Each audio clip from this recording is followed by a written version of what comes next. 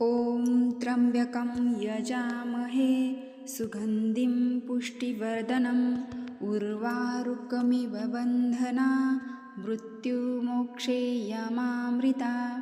नमस्कार मैत्रिणींनो, बघा सगळ्यांच्या आवडीचा सण म्हणजे रक्षाबंधन आहे आणि रक्षाबंधनाचा दिवस भावासाठी खूप विशेष असा दिवस मानला जातो।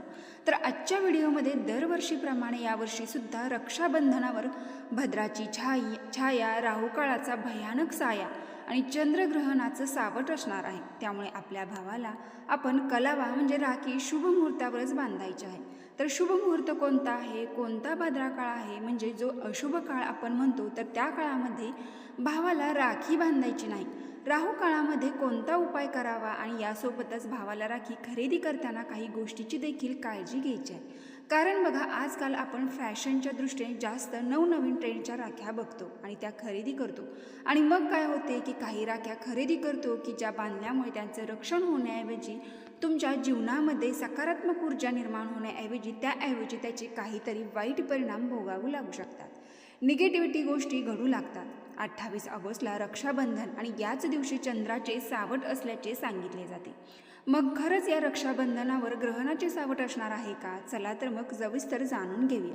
तर ही सगळी माहिती मी तुम्हाला आजच्या या व्हिडिओच्या माध्यमातून देणार आहे, त्यामुळे व्हिडिओ अगदी शेवटपर्यंत नक्की पहा।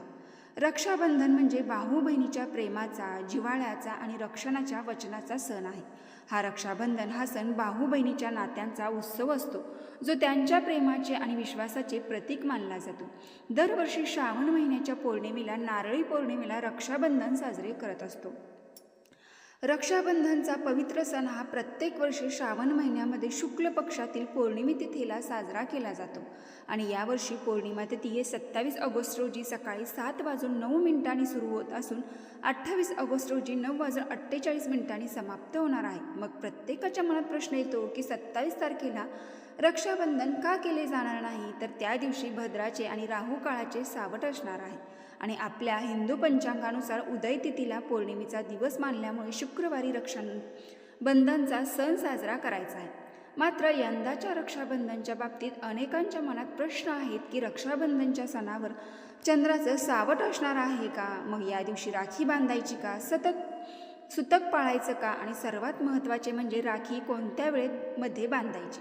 28 ऑगस्ट रोजी आंशिक चंद्रग्रहण होणार आहे। भारतीय वेळेनुसार या ग्रहणाचा मुख्य टप्पा सकाळच्या वेळेत आहे। मात्र हे ग्रहण भारतातून दिसणार नाही, कारण ग्रहणाच्या वेळी चंद्र भारताच्या आकाशात दिसण्याच्या स्थितीत नसणार आहे। म्हणजे ग्रहाची खगोलीय रचना घडत असली तरी परंतु भारतामध्ये त्याची प्रत्यक्ष दर्शन घडणार नाही आणि इथेच रक्षाबंधनाचा महत्त्वाचा मुद्दा येतो।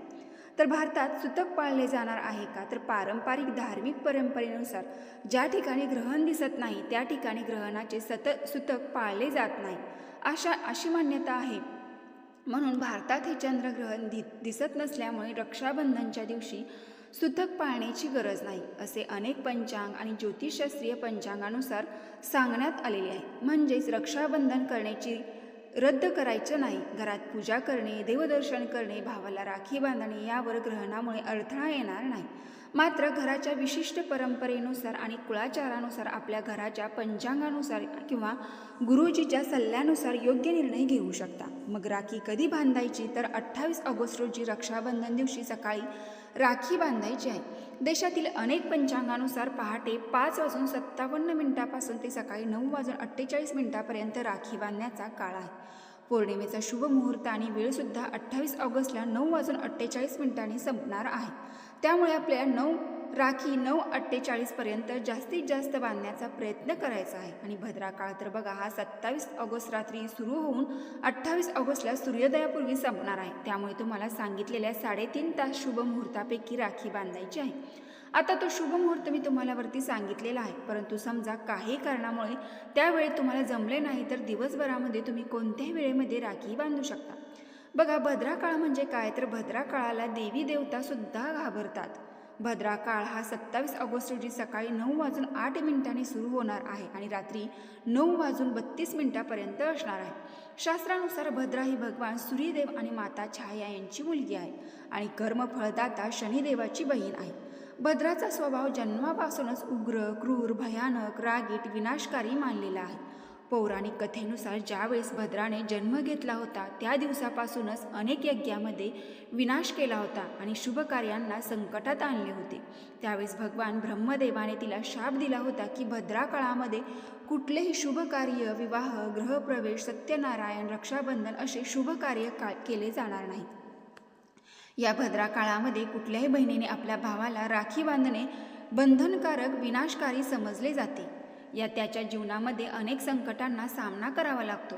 तुम्ही लंकापती रावणाची कथा तर ऐकलीच असेल. लंकापती रावणाची बहीण शूर्पणखा रावणाला आपल्या भावाला भद्रा काळात राखी बांधली होती. म्हणून रावणाला अनेक संकटांना आणि विनाशांना सामोरे जावे लागले. आणि म्हणून बघा, रक्षाबंधनसारख्या शुभ दिवशी आपल्याला राखी बांधताना हा नियम आवश्यक म्हणजे लक्षात घेणे आवश्यक आहे. याच दिवशी राखी बांधल्यामुळे लंकापती रावणाची लंकासुद्धा जळून खाक झाली होती आणि त्यांचे सोन्याची लंका निघून गेली होती. म्हणून शुभ मुहूर्तावरच तुम्ही काही गोष्टी केल्या तर त्या गोष्टीचं संपूर्णपणे शुभफळ प्राप्त होते. रक्षाबंधनला काही राखी खरेदी करताना आपण बऱ्याच प्रकाराच्या व्हरायटी बघायला मिळतात. मग आपण काय करतो की काहीतरी वेगळं घ्यायचं, काहीतरी नवीन ट्रेंड घेतो आणि ती भावाच्या मनगटावर आपण बांधतो आणि ती राखी बांधल्यामुळे आयुष्यामध्ये नकारात्मक परिणाम होतात.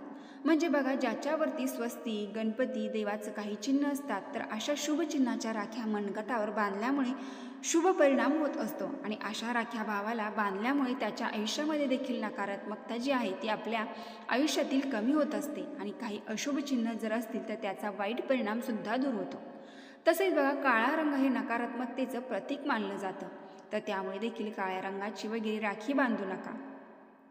रक्षाबंधनच्या राखी बांधताना अगदी तुमच्या घरातील पांढरा धागा तुम्ही हळदीत मिसळून तो धागा जरी हातात बांधला तर आपल्या भावाला हातावरती बांधून रक्षाबंधन सुखासमाधानी आणि आनंदाने साजरे करा. राखी बांधताना बहिणीने काही नियमांचे पालन करावे. तर ज्यावेळेस बहीण भावाला राखी बांधण्यासाठी पाठावरती बसवते तेव्हा त्याच्या डोक्यावरती रुमाल किंवा टोपी असावी. कारण रिकामा डोक्याने म्हणजे रुमाल किंवा टोपी माथ्यावर न ठेवता टिळक लावल्याने ऊर्जा नष्ट होते असे विशेष करून शास्त्रामध्ये म्हटले आहे. दुसरा नियम, ज्यावेळेस तुम्ही माथ्यावरती टिळक लावता तर टिळक लावताना जे तुम्ही अक्षता लावता तर ते खंडित किंवा तुटलेले नसावे. अक्षता आहेत हे जास्तीत जास्त 4 ते 5 लावण्याची लावत असतो, तेही साबूत असावे. कारण तांदळाला अक्षय मानले गेलेले आहे. असे तांदूळ तुमच्या भावाच्या कपाळाला लावल्याने त्यांना अक्षय पुण्य जीवन प्राप्त होते असे म्हटले जाते. तिसरा नियम, दिशेचे महत्त्व. बघा, राखी बांधताना नेहमी पूर्व किंवा दिशेलाच तोंड असावे. कारण पूर्व दिशा ही सकारात्मक ऊर्जेची दिशा मानली जाते. चुकून ही बहिणीचे तोंड दक्षिण दिशेकडे येणार नाही याची विशेष काळजी घ्यावी, कारण ही दिशा यमाची दिशा मानली जाते. चौथा नियम, भावाच्या उजव्या हातामध्येच राखी बांधावी. चुकून ही डाव्या हातामध्ये राखी बांधू नये. राखी बांधताना काळा किंवा प्लॅस्टिकची राखी बांधू नये. पवित्र असं रेशमी सुती धाग्यापासून बनवलेली राखी असावी.